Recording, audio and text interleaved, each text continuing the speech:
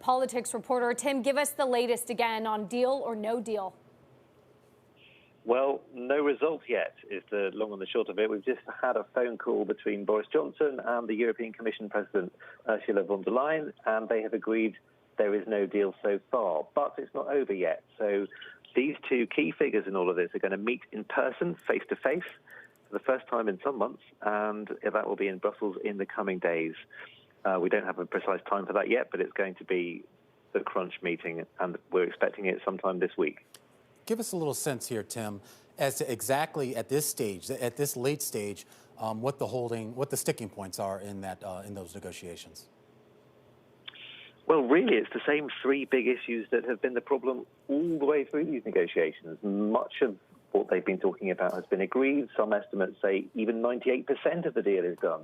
But the three big issues that remain are fishing rights, so access to UK fisheries for European Union fishing fleets, the governance of any deal, how the rules will be enforced, and also fair competition rules for businesses, so the rules around state aid and that sort of thing, and standards, environmental standards for businesses on both sides.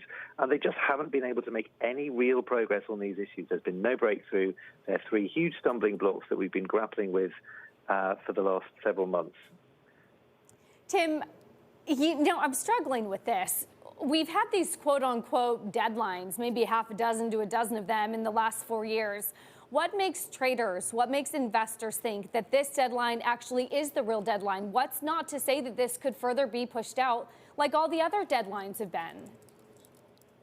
It's a good question. And of course, you're right, because if there is a political will to give more time to this process, then I'm sure that could happen. It might be very complicated legally, but there's no reason really in a matter of law why it couldn't happen. I think it's just a matter of getting the political will there. But I would just say this, Boris Johnson is really the author of Brexit. It's all on him. He ran that campaign in 2016, and there's absolutely no way he wants to take this beyond the end of the year, which is when the UK is due to leave the European Union single market and customs regime. He's been very firm on that, and his office again today said there's no way there will be trade talks with the European Union after the end of December.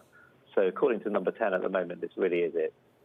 I'm curious about some of the, Tim, some of the more practical measures that a lot of folks are having to take right now in preparation for this. We've seen a lot of businesses start to relocate some of their operations outside of the UK's borders in preparation for this, particularly with some of the finance companies. Is there any sort of, I would assume we're at a point of no return for a lot of those businesses that have already had to make a decision about where they need to be come January 1st.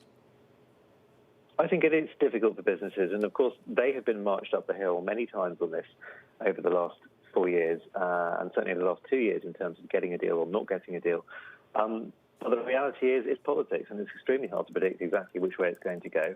The frustration, I think, in some parts of the UK government is that a lot of businesses, they, according to officials here, haven't really computed the fact that there are going to be huge changes whether there is or isn't a deal. So there will be a lot of upheaval, particularly at the UK border when it comes to customs processes and all the paperwork that's needed to get goods across the border, even if there is a trade deal agreed.